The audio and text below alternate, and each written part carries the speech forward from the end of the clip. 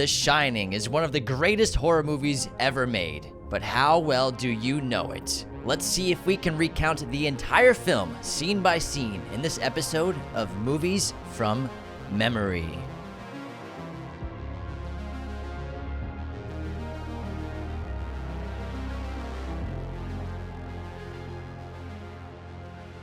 What's up, movie friends? Welcome back to Raiders of the Lost Podcast, the ultimate film and TV podcast, and happy Halloween.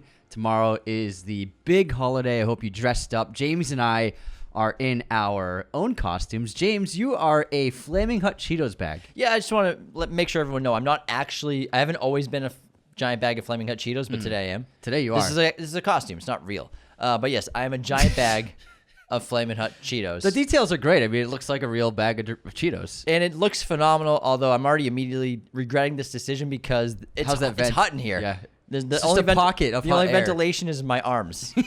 But I think it's going to be worth it because I think this outfit slaps. How about you just do a turn? James, you also have the nutrition facts. Listen, all right, let's push it. This is not the most comfortable suit. And I've already got sitting down in a good position. It's going to take me 5 minutes to readjust. I myself am Leonardo from the Ninja Turtles, and this is actually a pretty comfortable costume. I'm pretty comfortable. Yeah, yours looks pretty cozy. Mine's more aesthetic. It's nice. But today, I've always wanted to be a giant bag of something. Well, now you are. I always Flamin' see Hut them. Cheetos is one of the best snacks of all time. A giant hot dog. You see those all the time as costumes. But, you know, Flamin' Hut Cheetos are delicious, and I feel like this is going to be a fan favorite. You can also get a lot of use out of that over the next several years. For sure. Yes. Now today, to celebrate Halloween, we're going to do a Movies from Memory of The Shining. If you haven't listened to one of these Movies from Memory episodes, what James and I do is we try to recount a film that we've seen many times in the past, beat for beat, scene by scene, as best we can. However, the rules are we can't have seen this film within a year. I don't think I've seen it in 2 or 3 years. So I checked. Since we did our episode. I checked my letterbox. I've never even logged The Shining, so I haven't seen it for at least 2 years. Have you even seen it? I have not seen it. Yeah, I think that the last time I watched it, was when we did our episode. Mm-hmm. Yeah, that was a while ago. But I've seen this movie maybe 25 times. Oh, yeah, in my easy. entire life. Easy. From childhood to adulthood. I've Yes. seen it quite a few times. Yeah, and like this year I've gone through pretty much Kubrick's entire filmography, and I just never did The Shining because I've seen it so many times compared to the other films. Yeah. So this is a film we haven't seen anytime soon. It's been maybe 3 years since I've seen it. I'm a little scared.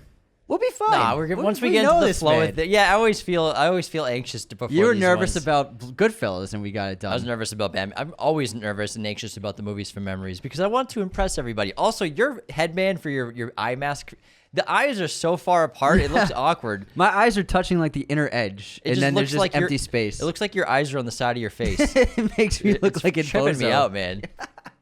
This whole thing. Well, I am a turtle today. You are a ninja turtle. Now, shall we get into Movies from Memory? Go ahead and listen along. I'm sure a bunch of you will be yelling in your cars to try and say we're doing something wrong or missing something or forgetting something. Bear with us. But we're going to do the best we We're not can. perfect. Well, obviously, I think we all know how The Shining opens with the eerie music as well as with the helicopter driving shots, right? Yes.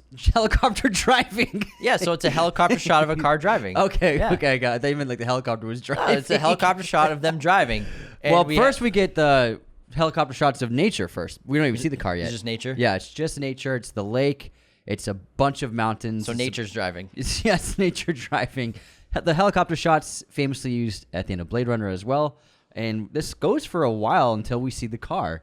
And we get the blue text. Not a while, like 20 seconds. It goes for like 64 minutes until we see the car. Not even 20 seconds. But also the... I'm sorry, continue. No. Go. What were you saying? The text, it's like that neon blue text. Which I was saying. Resume. The blue text. Yeah, there's blue text. Yeah, I can't remember what comes up first, whether it's The Shining or a Stanley Kubrick. It's probably a Stanley Kubrick film. It's a Stanley Kubrick film, something production, and then The Shining. The Shining, then Jack Nicholson. Do the names scroll up? I think that they do. I think they scroll up from bottom to top. I think they scroll up. That might be it. Possibly. It's possible. It's possible. So, well, they're driving, but then we're also juxtaposed. There's a bunch of stuff happening at the same time because they're driving. Then also we have Jack at the Overlook. His opening scenes are at the Overlook. Well, it starts in the car with the conversation in the car before seeing anything else, right? No, that's not until they go to the Overlook together. Jack's going for his interview.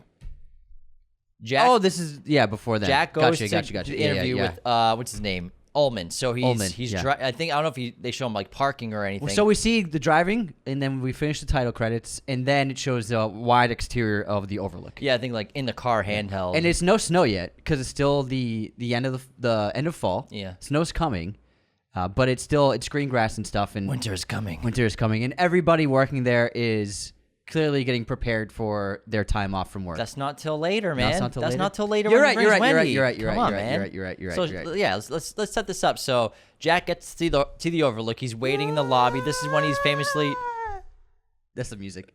I don't think we needed that in the background, Anthony. I was just setting the mood. That did not set the mood at all. It I'm sounded in the like mood. Harry's mom when Harry gets caught by a Dementor. I think you need to stop. I'm stopped. Thank you. Okay, so he gets to the Overlook. He's in the lobby or Yes. the front area. This is where he famously is reading a Playgirl magazine. Yes. Right? Yes.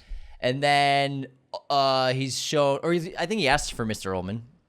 He goes to the front desk. Ullman's assistant comes over. Yeah, but afterwards. I think he goes to the desk, and then he gets walked over to Ullman's office inside. Escorted, yes. And also, I'm not sure when we start cutting back to Wendy and Danny, but I believe, is it before or after his interview? it's all happening at the same time. Yeah, it's It's cross-cutting. all cross-cut because Yeah. we see where Danny's like, he got it. Like, he got the job, basically. What I'm saying is the interview, does that happen before we cut to the home?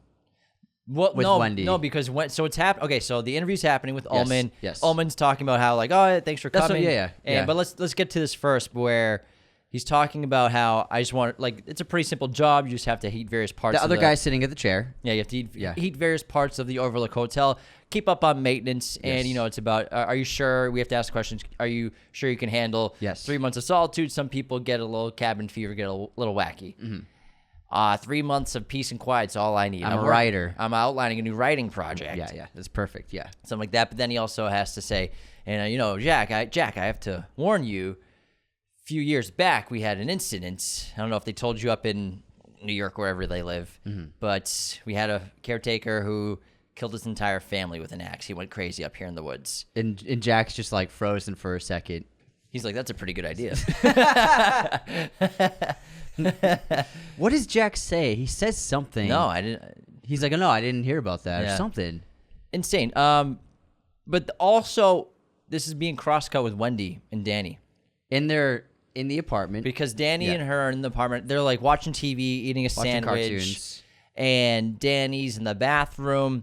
He's talking to the little guy that lives in his mouth. Tony. Talking to Tony.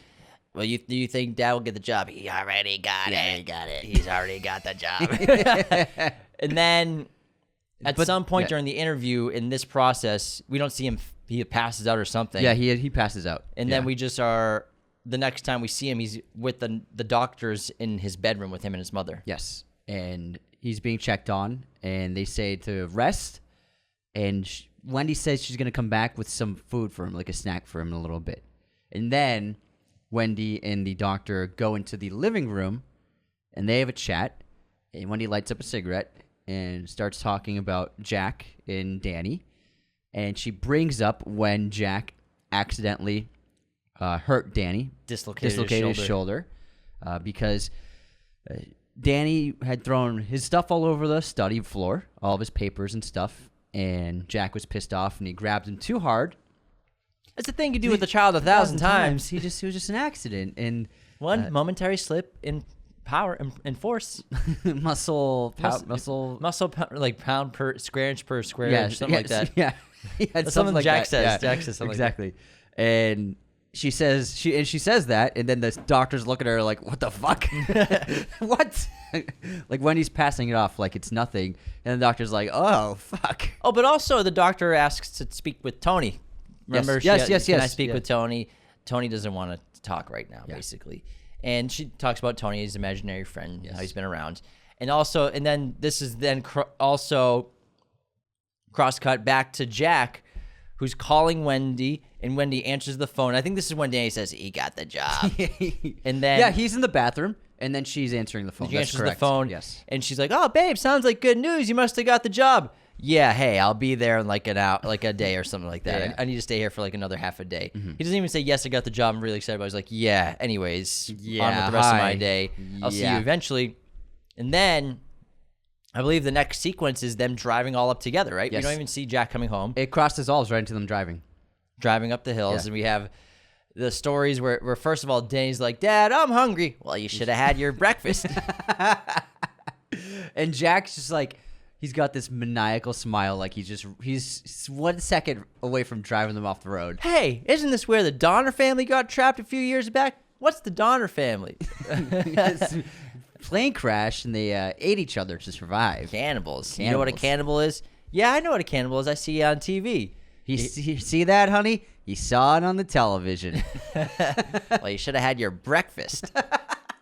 You can tell Jack's already losing his mind. Yeah, absolutely. And so now is the sequence where they show up to the Overlook, and now everyone's preparing. People to are leave at the hotel, unloading. Yeah, people are leaving, and Mr. Ullman greets them. Yes, and then we get a bunch of the tracking shots. Yeah, so there's the luggage everywhere. Yeah, tracking into the lobby, and then they meet the group of hotel people, and they start the tour. Yeah. But then Danny goes off with one of the girls to get ice cream.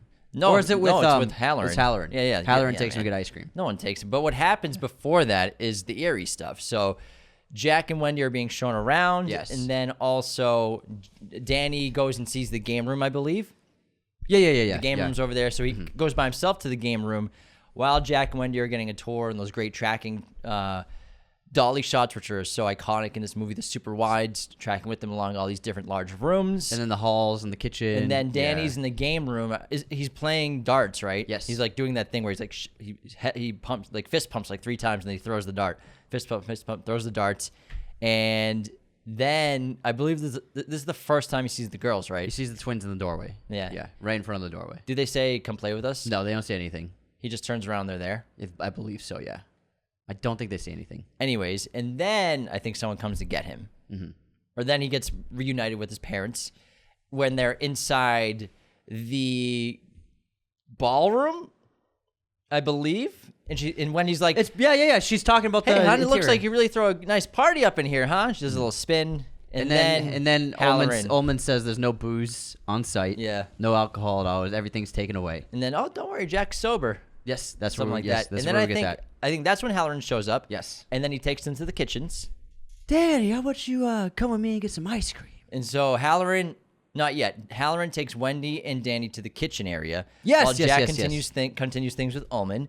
And so Halloran's showing her, going through all the kitchen stuff. You have everything you need to cook in here. Takes her into the fridge, into the dry storage container with all the food in there. Yeah. And in the walk-in. fridge, you can cook a meal every night here and never have the same meal twice. Yes. Blah, blah, blah. All the frozen meats. The dry storage, obviously a great foreshadow for later on in the film. As well as he calls Danny Doc. Well, no, there's the Shining sequence where he's talking to Danny. Wendy. Yes. And then he's looking at Danny. And Danny hears him speak to him. Hey, Yes. Doc, would you like some ice cream? Yeah. And then Danny's like, what the fuck? And then Jack and Ullman show up, and Halloran calls Danny Doc. How'd you know his nickname was Doc? Oh, I must have heard you said it. Well, He sure looks like a Doc. I'm pretty sure that ever since I've been here, we haven't once called him Doc. He sure does look like a Doc, doesn't he? What's up, Doc? What's up, Doc? And so Halloran asks to take Danny to get some ice cream while Wendy, Ullman, and Jack go do some other stuff. Would you like to get some ice cream, Danny? And this is a great scene because this is like a good 5-minute scene about Halloran and Danny. Yes. And this is great exposition of explaining what Shining is. And the knives, the cutlery, the knives, are on the wall right above Danny's head. It's a great shot. Basically, what Halloran says, to sum it up, he says, my grandmother and I used to be able to have an entire conversation without opening our mouths once. Yes. And talking about The Shining, and also Danny out of nowhere, I can't remember if he had a vision of it or not, says something about what's in room 237. Yeah. And Halloran's like, nothing.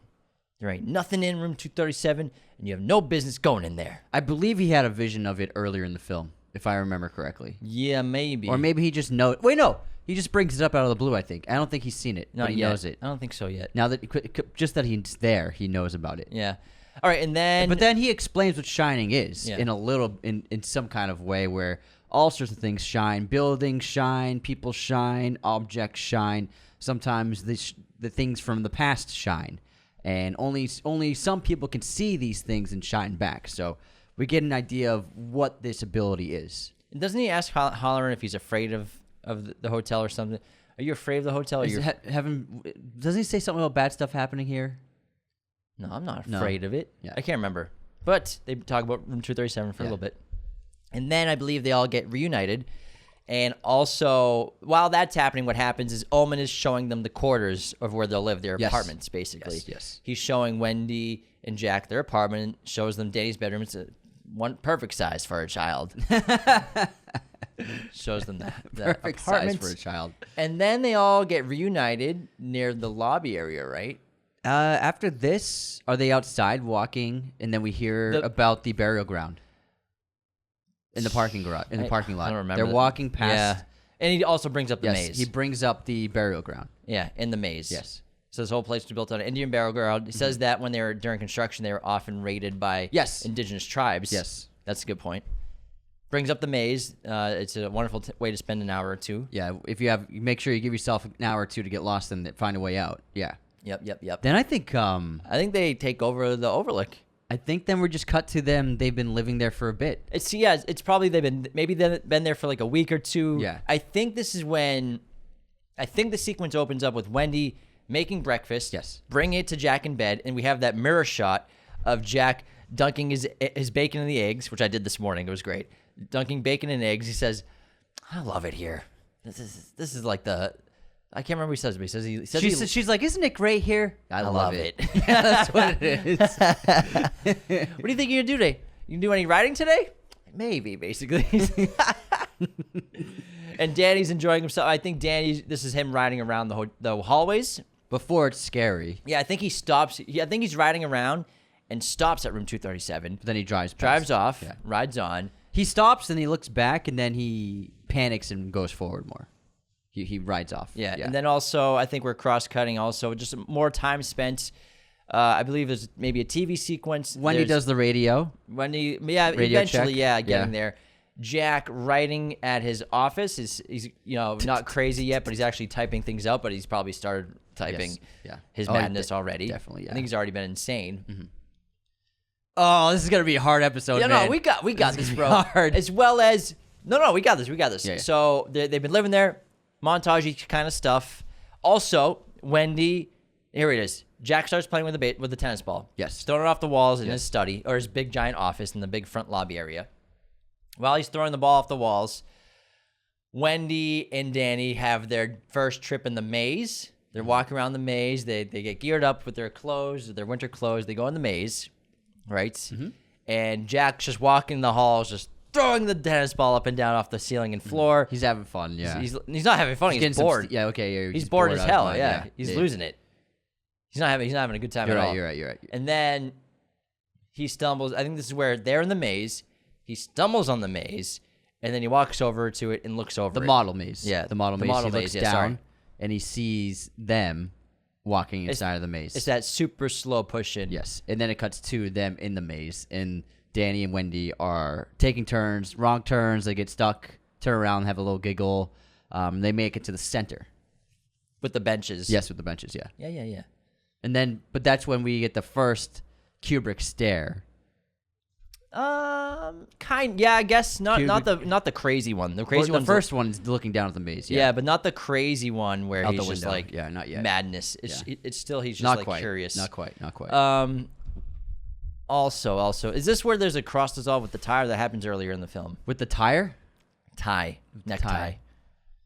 There's no cross dissolve with the tie. Is there no? That's just a photo. That's just online.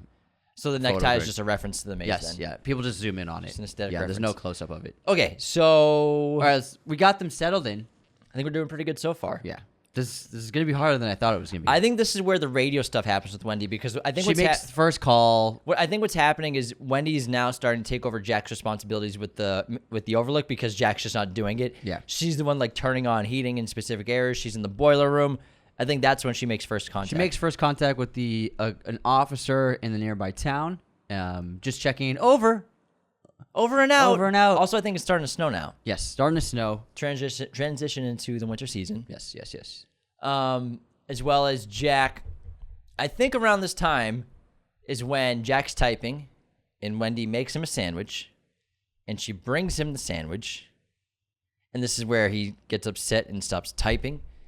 And then she's like, "Hey, Jack, how about you take me and Danny out for a walk? Yeah, or you yeah, take yeah. me out for a walk later." And he's like, I'm working. "Can't you see what I'm doing here? Every time you come in here, you break my Every concentration." time you come here, you hear me typing. Where you not hear me typing, what the fuck I'm doing? I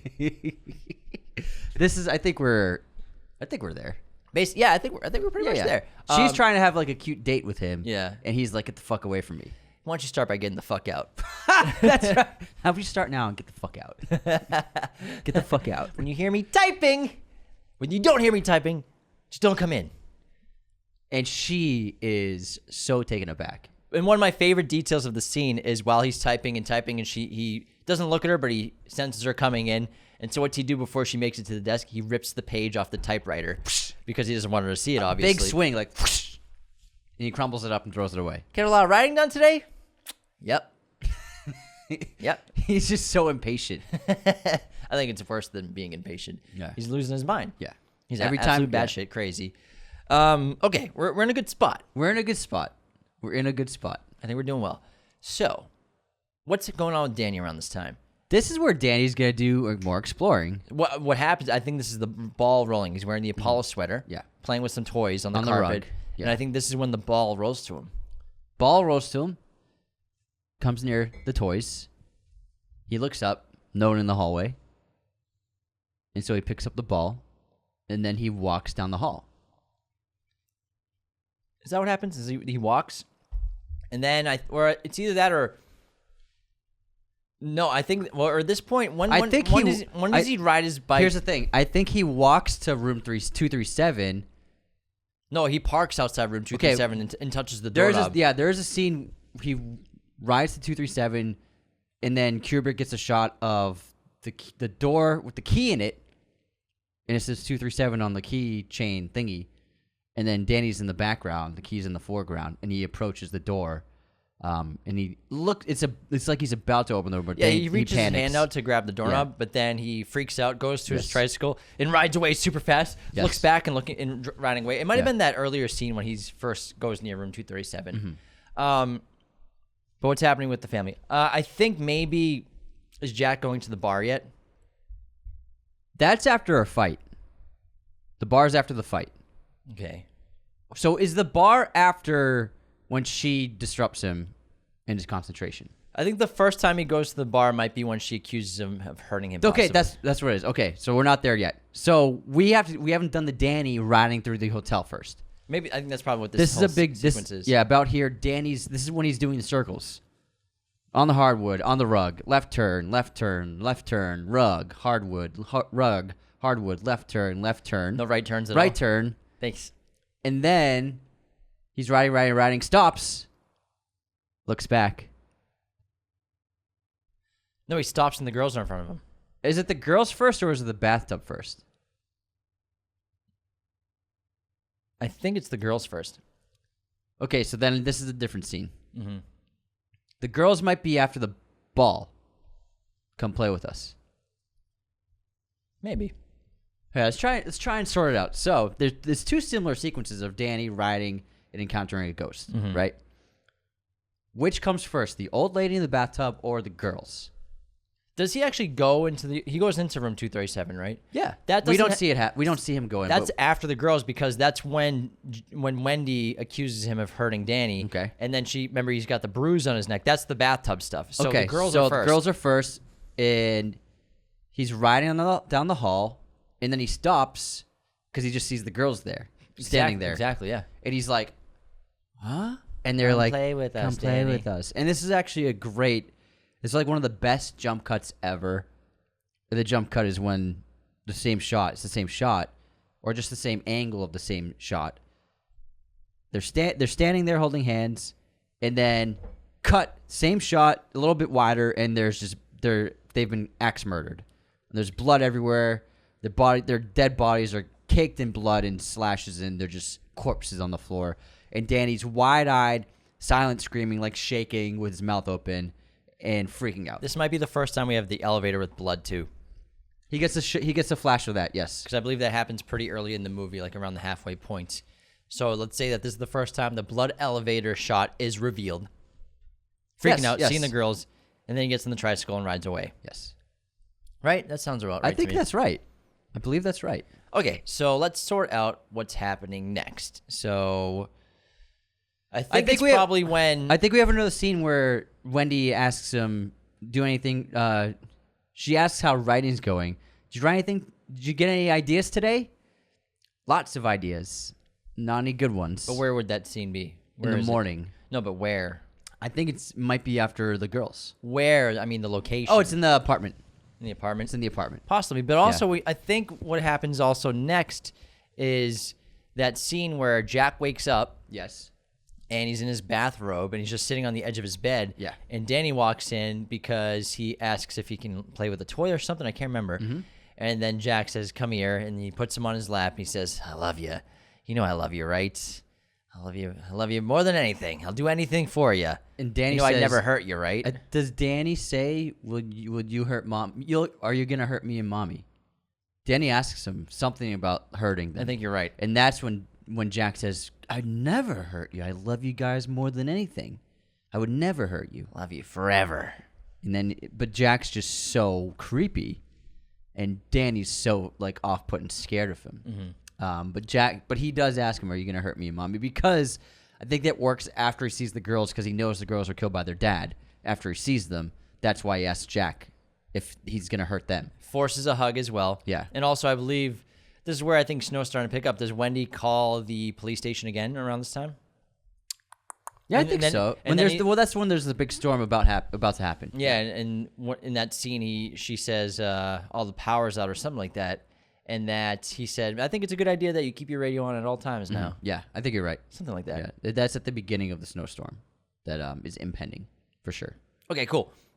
Now, we have, I think this is the scene where when Wendy goes to Jack, who's typing. I think we get the Kubrick stare out the window. Sure. I think we get that. What causes the Kubrick stare? He's watching them doing what? Playing in the snow outside. That's it. They're sledding and running across the snow. They're just playing. They're having like a snow fight. Yeah, a snow fight outside in the courtyard. Yeah. That's what it is. And then it cuts to Jack, and he's just staring at them maniacally out the window. And there's also a shot of them all watching TV, or Wendy and Danny watching TV. Yeah, they're watching TV. The TV's like in the middle of the room. Yeah, with the window behind it. Of the Overlook. And then I think I think we have the really big important scene now where Jack's typing. Oh no, he's asleep. Nightmare. He's having a nightmare. Yeah. And he's on his desk. He's having a nightmare. And Wendy hears him and thinks he's in trouble, so she starts running to Jack. Yes. Jack. And she goes and wakes him up from the desk, and he falls to the ground, and the shot's underneath the desk. He's like, I just had the most horrible nightmare of my entire life. I had this horrible nightmare. I dreamed that I killed you and Danny. Chopped you up into little pieces. Crazy. Yeah. And Wendy's very worried about him. He's in a broken sweat, and he's just in sorrow and shock and fear. And also in this time, I don't know if it's cross-cut. This is when things get rolling. I think this is where it might be cross-cut with Danny going inside room 237. Yes, it's cross-cutting, yes. And he goes into the bathroom, right? Yes, so this is where earlier, he's riding his little toy tricycle, rides past the door, stops, looks back at it. The key's in the door. Goes in. He opens the door, steps inside, and then it cuts to Jack's nightmare. That's what cuts to it. Okay. Because then... In the same scene, we get the wide shot from the entrance of the room where Danny walks into frame. Very strangely. And then Wendy sees him and notices him and asks him what's wrong. Then she goes and approaches Danny and then notices that he's sucking his thumb and he's also got a bruise on his neck. Yeah, bruises on his neck, yeah. And she's like, you did this, didn't you? How could you? How could you? You promised me. And Jack's just like, huh? He's like, what the fuck? He's like, I've been here the whole time. What the fuck? I didn't see Danny today. And so then Wendy takes Stay Danny away from him. You stay away from him. Wendy takes Danny away. Yes. And then Jack is in the hallway walking towards the ballroom. He's like, I haven't touched him. I love the son of a bitch. And then he that's in a second. This is the slowly he's walking towards camera. He's like punching the air. Yeah, he's just like, ugh. Then he walks into the ballroom. He reaches the camera. Then we track into the ballroom with him. And then he just sits at the bar. Everything's empty, and I think he puts his head in his hands, and then he puts his face down, and then he looks up, and then he smiles. The bartender's there, Lloyd. Yeah. But he smiles first. Yeah. He says, "How you doing, Lloyd?" And then it cuts to Lloyd. No, I don't think he knows Lloyd's name yet. I think he says something to Lloyd. Well, at least if he doesn't know the name, at least I know he knows Lloyd. He doesn't know. There's 2 Lloyd scenes. He doesn't know Lloyd yet. What? Because there's another time he comes to the ballroom when it's packed with a party. Oh yeah. This one. This is where he meets Lloyd. What's the thing he says? He says something to Lloyd before it cuts to Lloyd. Doesn't he? Because when we're as an audience member, we're like, "Who's he talking to?" And then it's just a shot. He lifts his head up and then he has that big smile. Yeah, and then it cuts to. I can't remember. But he does say something. He sure does. He sure. I can't for the life of me remember what it is. Then him and Lloyd have their conversations. Just them 2 at the bar, and your money is no good, sir. He says, "That bad, huh?" I can't remember how the conversation starts. I know. Bear with us, everybody. We're doing our best here. Damn, I haven't seen this in a while. A few years. Yeah. And then Jack basically says he wants whiskey in a glass. He asks, like, if you can get me a bottle of whiskey in a glass, that'd be great. Something like that. Of course I can. And then Lloyd pours him the drink, puts the ball right there. I think he says, what are you having? Lloyd asks him. Something like what that. Will it be? Yeah. And then he takes out his wallet. He's got no cash. He's like, hey, Lloyd, how's my credit here? Your credit's fine, sir. Exactly. And then he drinks it. And before he drinks it, he says, I never touched the kid. Or no, afterwards he says, here's to 5 months on the wagon and all the irreparable harm it's caused to me. Yeah. And then he drinks it, and then his face just drops in like ecstasy. He looks like he just took a hit of heroin. It's great. I never touched him. I never harmed a single hair in his head.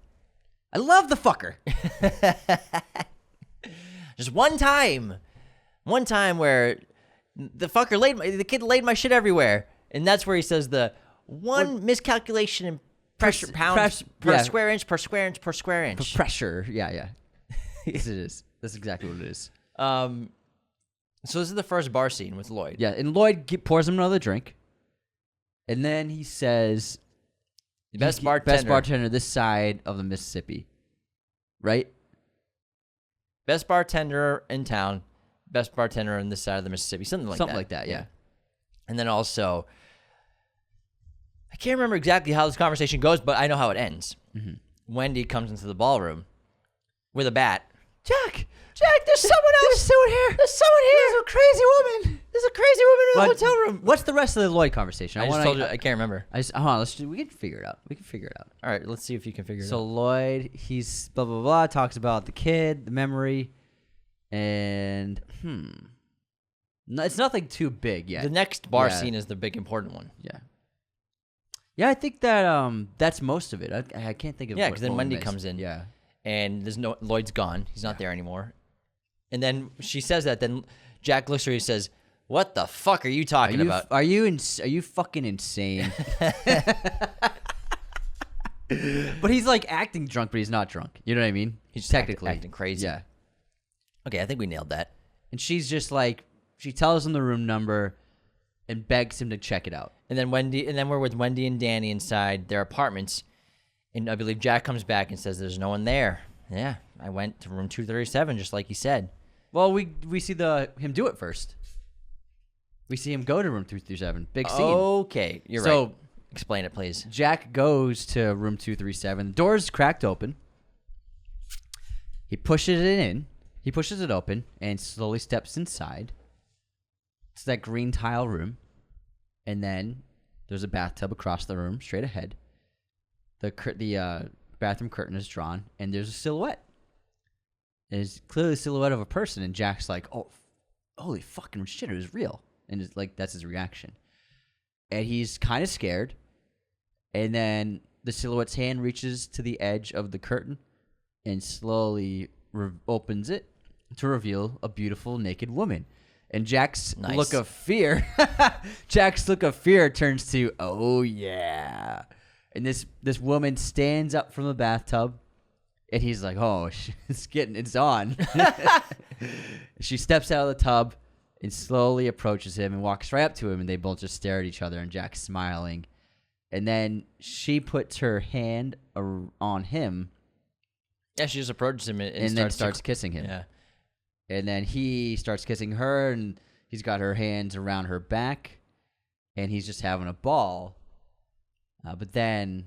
The next shot is him looking in the mirror. Yeah, looking in the mirror, and he sees her back is old and bloated and diseased looking. And then we cut to his perspective again, and he looks at the face, and it's this horribly gross, scary old woman. She's basically rotting. Yeah, rotting in water, and she just starts laughing. Yeah,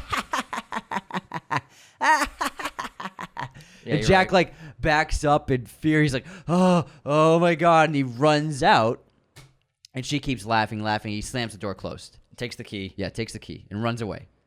And then it cuts to the apartment. Yep.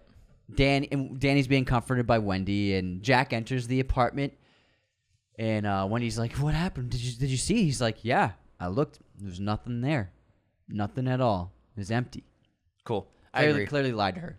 Next is the big ballroom scene. Oh, yeah. So then now Jack is walking back to the ballroom, but this time there are balloons in the hallway. You hear music in the distance, and he walks into the ballroom, and it's a party. Hundreds and hundreds of people. We got Halloran first. Is Halloran starting to shine? Because the caretaker tells Jack about what Danny's doing. You're right. Okay. So we get Halloran. So Danny knows that he's in trouble, and he's in his bedroom. And then cuts to Halloran. Halloran's watching TV. He's got the naked lady posters in his room. Just watching TV, sitting back against the headboard. And then all of a sudden, he gets struck by shining. Someone's shining to him. And then it cuts to Danny. Danny's shining with him. Ullman's eyes gloss over.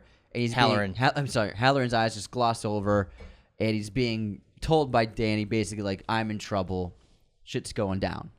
And that's what sets Ullman on his mission to go. Halloran. Sorry.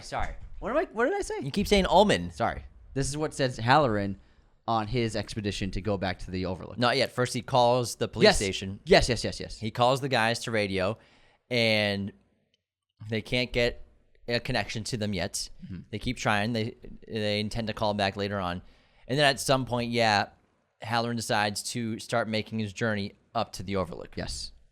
Okay, I think that was a bit earlier on. Yeah, because the caretaker, Grady, knew about this. Yeah, so I think before the ballroom scene, that's when Halloran decides to get on a plane, and then he's on a flight to wherever the Overlook is. Yes, he eventually gets into the truck, the off-roader. Yeah. He rents the off-roader from local guy. So he can take the Sidewinder road. Yeah. Okay, cool. So we're doing good. Yeah, we're doing good. We're a little off. You're doing great, man. We're a little off kilter. What I think we should do, should we take an intermission break, or should we just go straight through this? What do you think? We could do an intermission just to do some unsubscribes and framed.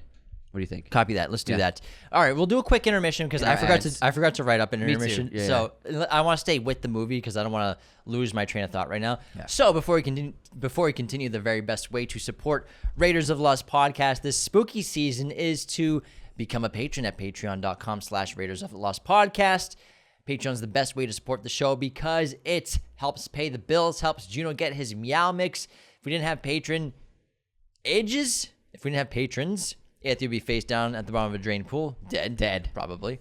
Most likely.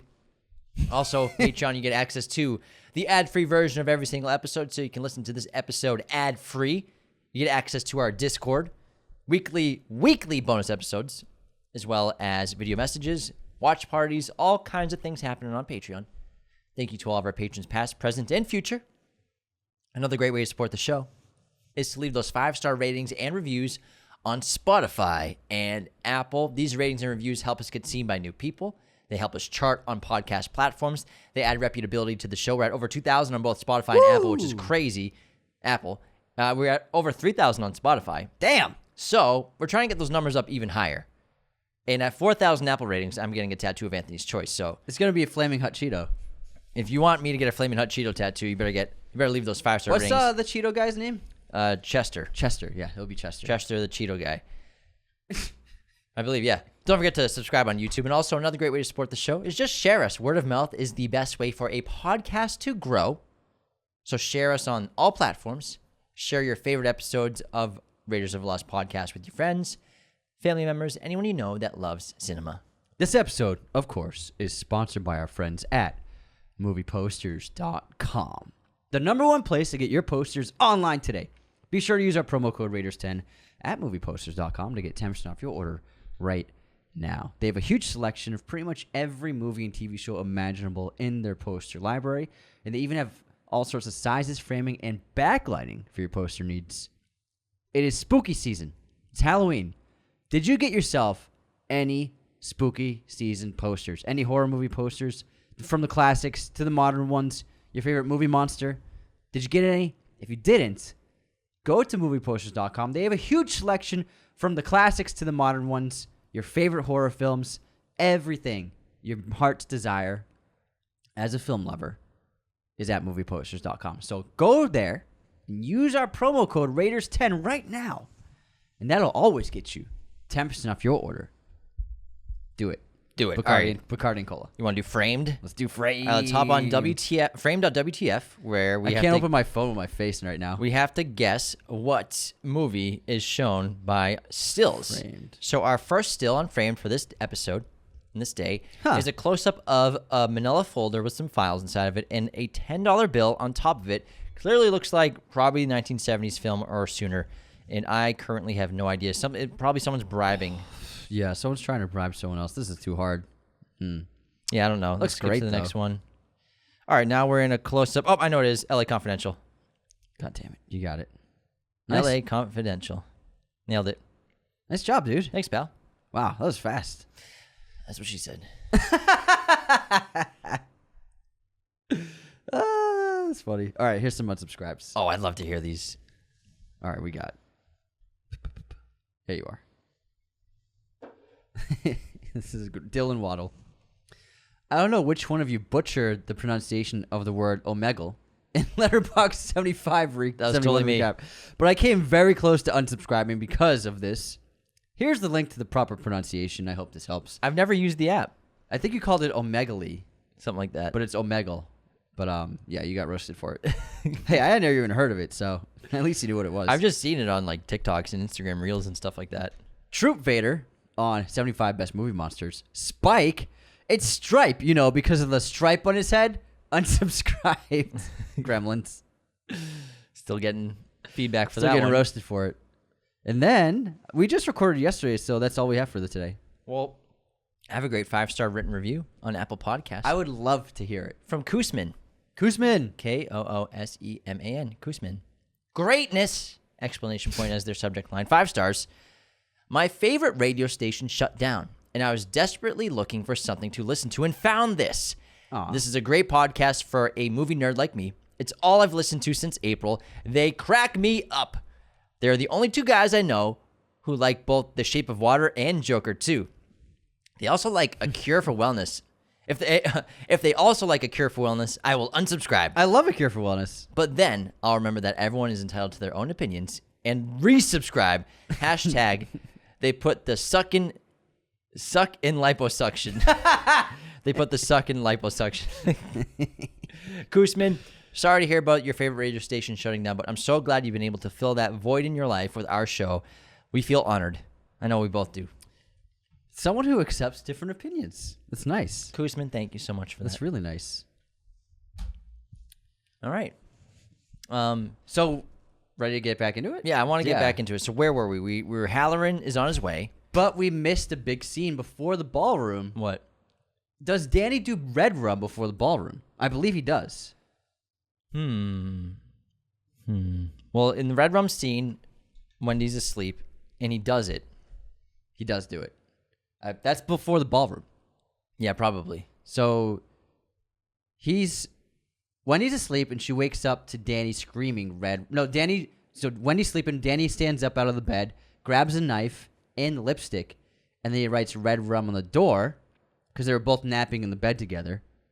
And then he walks over back to her when she's asleep with the knife in hand, and he just starts screaming, Redrum! Redrum! Redrum! And she looks at the door, and then she looks at the mirror, and it's spelled backwards, murder. Yeah, exactly. And she's freaked out that he's holding a knife, then sees the reflection, you're right. And murder is the warning from Tony.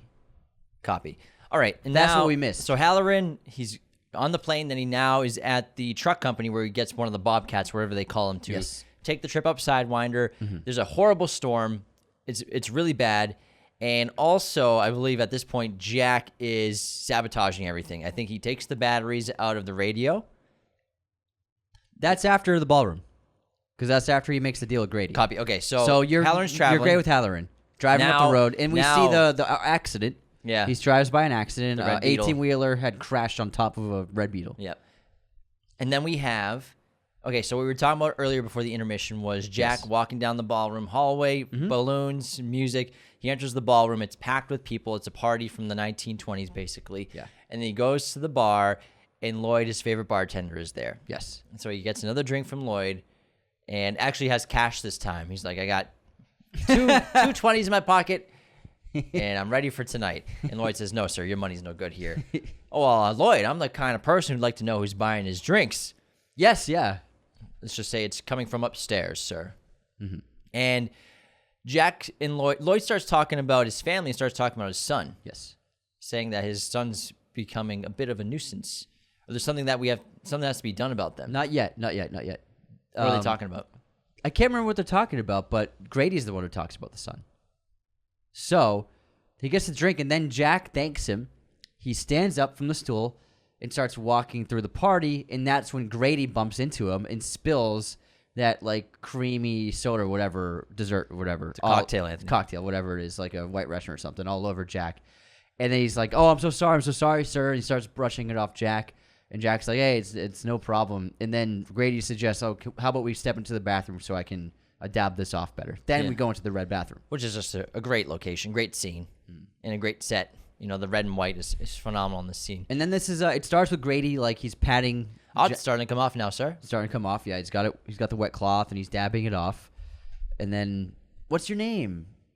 Doesn't Jack ask him what his name is? Grady, sir. Yeah. Yes. Deller Grady or something. Deller Grady. Yeah. I can't remember the first name. It's something like that. And then Jack's like, Grady, huh? Grady. Do I know you? Have we met before? I don't believe so, sir. Grady. I know who you are. He's like, you used to be the caretaker here. You chopped your family until you killed your family with an axe and chopped them into little bits and pieces. Something like that, yeah. Yeah, something like that. Oh, no, sir, I've never been the caretaker. You've always been the caretaker. Is that the scene? Maybe. And then either way, Grady he stops cleaning off Jack. And then he brings up... They're staring at each other intensely. It's like they cross the line of something. And then Grady starts to bring up his son, who has brought in an outside variable or something. Yeah. And also meddling. Something has to be done about his family. He says your sons are talented, more talented than you have any idea. Yeah. Because he's basically alluding to Shining, and Jack has no idea what he's talking about. And then he says he's bringing an outside guest. Yes, he's bringing an outside guest. The cook. Yeah. He's bringing the cook back. And then Jack's taken aback by it because he's like, what do you mean? Mm-hmm. And I saw that little Jack performance. Yeah, I can't remember exactly how the conversation goes, guys. Sorry. Hold on, we're on the scene, though. Yeah, we're doing well. We're doing well. He says, but he says Danny's talented, but he's also a nuisance or something. For what he's been doing. Yeah, so something that he has to do something about it. Yeah. And basically he says that you have to take care of your family. And then he needs to correct it. He needs to correct him just like I corrected my family. Mm-hmm. He's alluding to when he killed his family. It's time for Jack to prove that he can handle his family. Right. Okay, so the next sequence... Jack's on board. The next sequence is the typewriter. This is when Wendy has a baseball bat. She's afraid of everyone. She's afraid of Jack. And she goes looking for Jack inside of his office. And she locked Danny in the home. Yeah, locked Danny in there. And she approaches his desk because he's not there, and approaches the typewriter, that amazing shot of her coming from the bottom of freight to the top of freight. Wait. Jack destroyed the engine. Before this, he destroyed the engine of the Bobcat. Broke apart the radio pieces. Components, yeah. Because that's why he didn't break it apart. He just took components out. So she can't radio. That's what freaked her out so much with the bat. So that's why she has the bat now. Because she's afraid. Is that what happened? Yeah, because after she knocks him out and puts him in the kitchen, she's like, "We're gonna drive away." He's like, "No, yeah, that's not until later." She doesn't see it till later. No. No. I'm saying Jack did it. Yeah, no. Yeah. But sorry. You're making it sound like he did it now. Oh, we don't see him doing it. Yeah, we don't see him. Okay, my bad. You're right. We don't. Yeah. We just see him do. Well, I think we see him go into the garage, but you're talking about a scene later on when she goes to the engine and it's the cords are cut. No, I'm not talking about that. I thought that we saw him do it, but we didn't. That's what I was thinking. I was mistaken. He goes to the. I think he goes to the truck. But we don't see him actually cutting it though. So when he's back to the scene where it's the typewriter sequence, and then her face gets larger into frame as she walks towards it, and then we get a close up of the typewriter page, and it says the same sentence over and over and over again, and every sheet of paper, all work and no play makes Jack a dull boy. Written in all kinds of font, framing and sizes and shapes and squares and circles. And haikus framing sizes, and she goes page through page through page through page, hundreds and hundreds and hundreds of sheets of paper. Yeah, written the same thing, meaning that this entire time that they've been at the Overlook Hotel, he's been writing the same sentence over and over again. And the music's going crazy right now. Yeah, and then he starts to approach her from behind. Yes, getting into frame until he's close enough behind her, and he says, "How do you like it?" Ah! She screams in shock. Jack! I said, "How do you like it?" Jack! And this is one of the most famous scenes ever in horror history. And as Wendy's walking backwards, Jack is slowly, menacingly approaching her. She's got the baseball bat in her hands, terrified of him. What are you doing here? Well, I think she says that Danny needs to go to a doctor. I think maybe he should go to a hospital. You think maybe he should see a doctor? And when do you think maybe he should see a doctor? As soon as possible. As soon as possible. As soon as possible. No, we're not going anywhere. And then he starts to attack Wendy in terms of like, as soon as I have a good thing going, you came and messed it up, basically, right? I have a contract. I have responsibilities. You haven't the faintest idea what my responsibilities are. And they start walking backwards. Give me the bat. Give me the bat, Wendy. Give me the bat. Give me the bat. Give me the bat. Wendy. I'm not gonna hurt you. Listen, you didn't let me finish my sentence. I'm not gonna hurt you. I'm just gonna bash your brains in. I'm just gonna bash them in. Just bash them right the fuck in. Get back. Get back. Wendy. Sticks his tongue out. Then she bashes him in the head. Yeah. And he falls down the stairs. He does like falls backwards. Yes. And then Wendy freaks out, runs back, and that's not what happens, because the next shot is across dissolve, I believe, to Jack being dragged. It's a close up of his face being dragged. And they're in the kitchen area. In the kitchen area. He's coming to consciousness as he's Drooling. being dragged into the dry storage area, where as soon as he starts to come to full consciousness, Wendy locks him inside the room. And then he jumps up. He starts bashing on the door, screaming at Wendy, Wendy. When, baby, I think you really hurt me. I think you hurt me. I feel really dizzy. I think I need to see a doctor. And she says, I'm gonna get help. I'm gonna take Danny to a hospital and a doctor, and we're gonna come back with help. No, but what he says is, she's like, I'm gonna take Danny and go inside the truck and drive him down. And then this is that great famous shot where it's below him, underneath, with his hand on the door, and he says, "Oh, you're in for a big surprise. You're not going anywhere." And that's when he starts laughing, and then she goes to the truck, and it's been cut up. And he's like bashing the door out of excitement. Yeah. You're in for a big surprise. There's a big surprise coming your way. And then Then she checks out the truck. Right? She runs to the garage. Something's been cut out of the engine, carburetor or something. Yeah, and the radio doesn't work. Yeah, radio's broken. She can't radio anyone. And then so basically she goes to the apartment with Danny, right? Yeah. And they lock themselves in. And then we cut to Jack inside the storage container. By himself. Yeah. And outside the door, we hear Grady talking to him. Mm-hmm. He was like, there's some cans of something he had eaten over like the last hour or so, and he was like napping from his head injury, and then he hears the voice of Halloran. I mean, not of Grady. Of Grady on the other side of the door. Yeah, I can't remember exactly what Grady says, but He says the Overlook wants to know if you have what it takes, basically. Yeah. If you can do we're it. willing to forgive. And Grady like teases him. He's like, we don't. It doesn't seem like you have your family under control, and you let your wife overpower you. But Jack's like, give me another chance, and I'll prove myself. And then as he's looking at the door against it, the door unlocks, and he just gets that dark smile. And so the next sequence is Halloran. Halloran driving. Yes. And not yet, though, because it's not until Jack's attacking the door. Yes. So but Halloran's getting close. He's getting close. Yeah. But we can't hear him yet because Jack starts to attack the door With the axe. Well, he approaches the door with the axe, and then I believe we see him grabbing the axe as well in the lobby or something. And then he knocks on the door.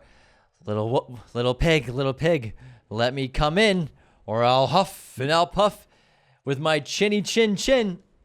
Something like that. Not by the hair on your chinny chin chin, or I'll huff and I'll puff and I'll blow your house in. And then he starts chopping the front door down. Yeah. So he bashes in the front door. Wendy and Danny go inside the bathroom door, lock themselves in there. Yeah. He breaks through the front door, and then he approaches the bathroom door and knocks like so menacingly with like With his eyes. with one finger. And then he starts bashing it in. He starts bashing in. Yes. Well, before he gets there, Wendy puts Danny through the window. Yes. And he slides down the giant slope of snow. Yeah. To the parking area. And then Jack starts bashing in the... Wendy can't fit through. Yeah, Wendy can't fit through, so she goes, Danny, hide! And so Danny just kind of hides behind a truck, basically. And then Jack starts bashing the door in with the axe. We get the famous shot, the axe in the foreground, and Wendy screaming in the background, absolutely screaming bloody murder. The knife in her hand in the shower. And then we get the here's Johnny shot. Yeah, he pulls open a good part of the door. He sticks his head through. Here's Johnny! And then he reaches his hand through to grab the doorknob. She slices his hand. And he's like, oh, fuck. And then he's about to keep going until he hears a truck. The engine of Halloran's vehicle driving into the property. And so Jack disappears. He's like, but I love Jack's like, he's listening. He's like, what the fuck is that? And then he leaves. And then Wendy's like, safe for the moment, for the time being. This was a very influential movie on one click, by the way. Oh, yeah. Yeah. There's so many things in it. Kubrick influences everybody. That's one of the things. Everybody's influenced by Kubrick. And so he disappears, and then we're on Halloran now, right? And Halloran driving his truck, drives the truck up, steps outside of it. Yeah, and then we see him he goes through snow. He goes to the front lawn area, and then he enters the lobby. Yes, and he's just walking through. He's the like, lobby. "Hello, is anybody here? Hello." And then he's walking. And we see the pillars. Yes. And then all of a sudden, Jack jumps out from behind one of the pillars, and then stabs him in the chest with the axe. Just fucking right in the chest. And then right Halloran's like, the chest. And then we do a hyper close up on Danny, who's like freaking out with The Shining. Yeah. And then we have a shot, I believe, of the elevator with the blood pouring out. Absolutely, the blood's right here. This is the long shot of it. We see the whole thing, all of it pour out. Boom, boom, boom. And so then Wendy, she's obviously wandering the halls right now. Danny goes, I believe Jack sees Danny inside the hotel, and Danny goes and hides. This is when he hides inside one of the cupboards in the kitchen. Yeah, one of the metal steel cupboards. Yeah, and then also Wendy's walking around the hotel trying to escape as well, and she starts to see ghosts. And this is where Wendy starts to see, the people, their skeletons in the ballroom. Yeah. She starts to see cobwebs and skeletons. The animal everywhere. dress people. She's the guy with the tuxedo the fuzzies, and the furries in the hotel room. Yes, one was getting, tell us some stuff. Some stuff. There's some intercourse happening. And then Jack is going down the hallways looking for Danny. And then Danny... He sees Danny run out. Yeah, Danny leaves the drawer. Because Jack's in the hallway where Danny's hiding, and Danny's like, oh, he's going to look in here, because Jack's throwing shit everywhere. Yeah. And then Danny runs out while he's got a head start and runs off. And he then books it through the front door of where Halloran just entered. And Jack follows him, and Danny runs into the maze. Yes. and enters the maze. And then Danny is chased by Jack, who's quickly walking towards him as well. And also, does Jack have a limp at this point? Jack has a limp. He has a limp because of the stairs when he fell down the stairs. Yeah, he's had a limp for a while now. And then the maze, so much snow. And also Wendy's seeing things in the hotel. Yeah, more stuff. So she sees the skeletons in the dining room. She sees Grady with a bloody face when she goes in the ballroom. Great party, right? A great party. And she's like, oh, what the fuck? And then back to the maze. Danny, he hears Jack. He's coming closer. There's no way he can outrun Jack forever, so he comes up with a clever idea. And I remember being a kid seeing this, and I would just be like, oh my God, it's genius. Wicked smart. And he backtracks in his own footprints where he thinks he can go far enough where he can fool Jack. Then he hides behind a bush, covers the little mess he made to hide, and then Jack runs past him, following the footsteps, where Danny knows it'll be to nothing. And then Danny runs back the way they came, and it cuts back to Jack, circling more mazes, taking left turns, right turns, limping, freezing. Well, not until he sees the steps end. Yes. Screaming. And then he sees the footsteps in the dirt, in the snow, just stop. And he's like looking left and right. He's like, where the hell could it be? He's just, Danny! And then it cuts to Danny far away in the maze still, and he hears Jack screaming, echoed. So he's got some distance from Jack now, and we know that seems to be in the clear for now. Yeah, and then he runs out of the maze. Yeah. And Wendy's outside, and they reunite outside the maze, and then they run to the truck that Halloran parked that still has the lights on. Yes. And they drive away. And that's literally the last time we see Wendy and Danny. And Jack hears the engine, and he's like freaking out, and he's just running, getting super cold. He's freezing, and he's like exhaling, like, so it's going to be a foreshadow to what happens next. And then it's the next cut. It's a sharp cut to him frozen in the morning, Yep. frozen to death, a statue. And I think we're pulling out from it. And then we slow dissolve to pushing in with the music from the ball of the wall of portraits. Another cross dissolve closer in. Another cross dissolve closer in. Until we're on a photo. It's like New Year's Eve, 1927, I think. And it pushes in, and who's sitting in front of the giant crowd of guests? It's Jack in a tuxedo. 1927? I think so. I think it's 1927. I think that's the year. Yeah. Or 1917. 1927 sounds right. Yeah, I think 1927. And that's the movie. That's it. Yeah, then it ends. Yeah. It's the last shot in the movie. Simpler plot than I... It's not a lot of scenes. Yeah. That's the thing. It's just really well shot. It's just all, long scenes, you know what I mean? It's more mood and tone and atmosphere. Exactly. Than a lot of action happening. It's not a ton of dialogue either. He stretches everything out Yeah. with his filmmaking, you know what I mean? Well, with the patient filmmaking. Yeah, for sure. Yeah. It's not a movie that's dialogue heavy like Barry Lyndon is or some of his other works. It's more of it's like 2001. 2001's not a ton of scenes. Yeah. But they're just really well paced and they're good lengths, you know. I think we got it all. Let me pull up some stuff. Let me pull up Film Grab because I'm curious to I see got Film Grab up. the order we missed. Well, sometimes Film Grab isn't in order, but it looks like it is for The Shining. Film Grab is always in order. No, it's not. Really? Sometimes it's out of order. It looks like it's in order for The Shining. Yep. No, it's out of order. Oh, yeah, it's way out of order. Yeah, see, sometimes Film Grab you can't trust. Well, it. it's like it's like mostly in order. It's like 50. It's like kind of in You order. know what? I think we did pretty well. Nice party, huh? Yeah, the last. Yeah, it's out of order, a bit. I forgot, like, a great edit that he does that I love is that when Jack realizes that he's holding the scary dead woman in the bathroom, they do a cut to her back in the water, slowly rising. Yeah. Which I think is such a great edit. It's so cool. I totally forgot about that cut. I think the only thing that we were missing is we were just missing some Lloyd lines. Yeah, I think that's what it was. Specifically, the first conversation between them, because the first one's longer than their second conversation, because the second conversation, Jack just goes off to try to enjoy the party before Grady bumps into him with the cocktail. Sure, yeah. I agree. But I think we did pretty good. Yeah, at the end of the day, it's not a ton of scenes. Not a ton of scenes. We almost missed Redrum, though. No, I wasn't going to miss Redrum. Well, we almost put it in the wrong place. Yeah. I think we did good.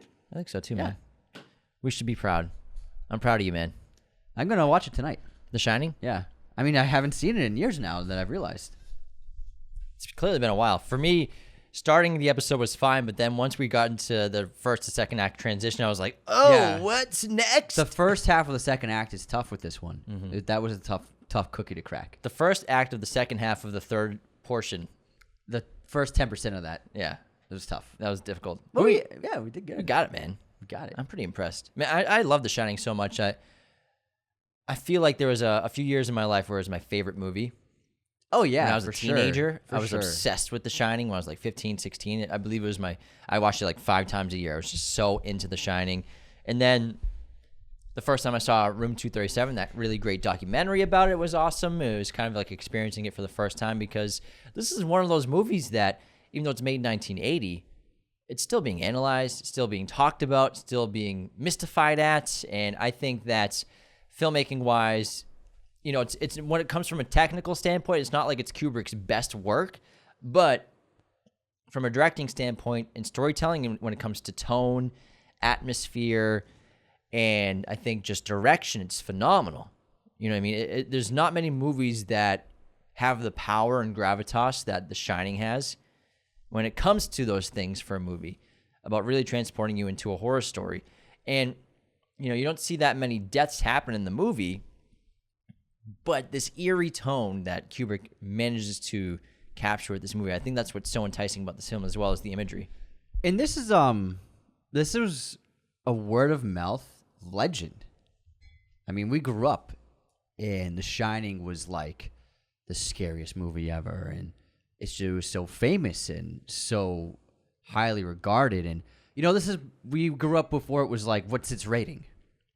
You know what I mean? It was just at Blockbuster. Yeah, it was like we didn't have ratings to decide whether something was great. It was the zeitgeist. It was unless you read Roger Ebert. Yeah, but we were 12 years old. We weren't watching. We wasn't were reading the Atlantic movie reviews. So we were.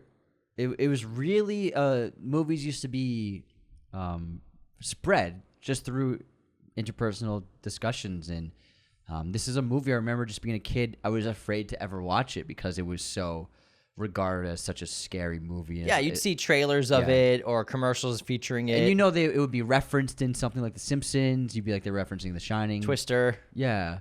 And it was just, that doesn't happen anymore. It's like, there was a purity to it before there was ratings, before there was IMDb, before there was Rotten Tomatoes, before there was Letterboxd. And it was just like a really nice purity to films where you weren't influenced by a number.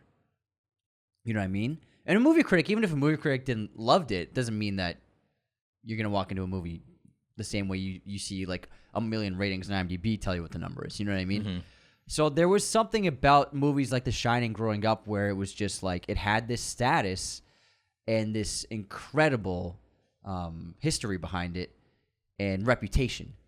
And that's it right there. That's the word I'm looking for. The reputation of The Shining. And it's a movie that when we finally watched it, in our teens, I can't remember how old we were when we actually like watched it, like as probably like 10 or 11. With your yeah, pretty young. Yeah, and it really was like it was different. It was one of those movies where even as a kid, you recognized how different The Shining was from any other movie you'd seen. Because this has got to be our first Kubrick movie, The Shining. Yeah, maybe, probably. But then you just saw, even as a kid, you could see how much different this movie is from any other film that you had seen.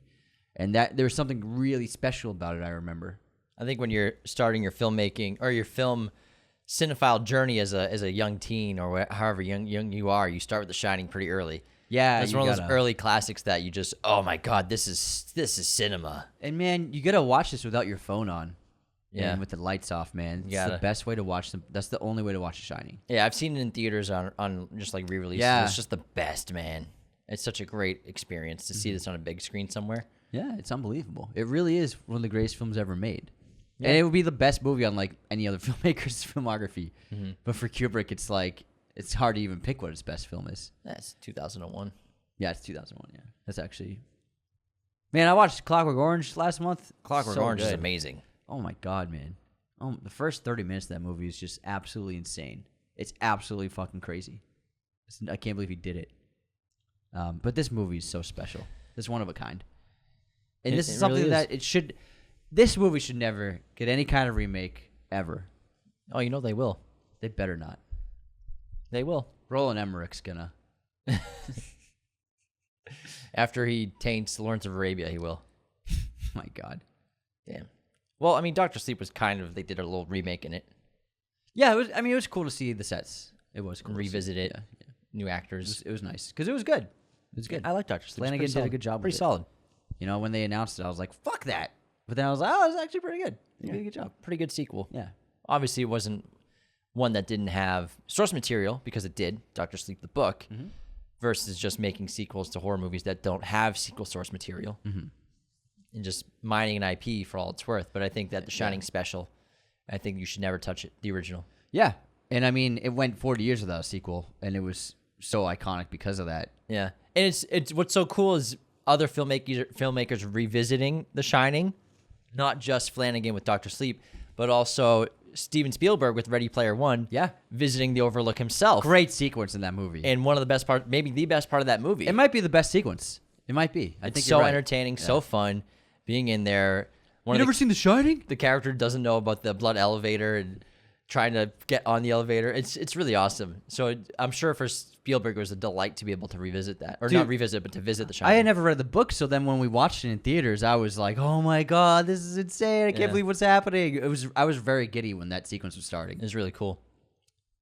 It's just one of those movies, man. It's just so historic. And the movie it's all about the imagery, man. Imagery, editing, and music. And he created something that had never been done before. It's the Steadicam work, the tracking shots, Jack Nicholson, unbelievable. What a picture. Yeah, we did a great review of The Shining. How long ago? 2 years ago? A while ago. It might have been 3 years. Yeah, it's pretty awesome. Yeah, it was like 2.5 hours or something. Yeah, it was a good one. Was it when we had this set, or was it the old set? It was the old set, man. That was a while ago. I can't remember, but it's an all-timer. I hope we did a good job, and I hope you all think we did a good job with this Movies from Memory. Hey, you did a good job. You did a great job. It was a lot of fun. I love these episodes, and we hope you're having a great week and have a wonderful spooky Halloween tomorrow. Eating lots of candy. And be safe. Send us your costumes. We'll repost on Instagram, so tag us, and we'll share them on the story. Hope you like our costumes. Thank you so much for tuning into this episode of Raiders of the Lost Podcast, the special spooky Halloween episode. Be sure to become a patron today at patreon.com/Raiders of the Lost Podcast. Leave those 5-star ratings and reviews on Spotify and Apple. Subscribe on YouTube. Like, comment, do all the sharing things with your fingers on the right parts of your screen to get us as well known as possible. And take care, everybody. See you next time.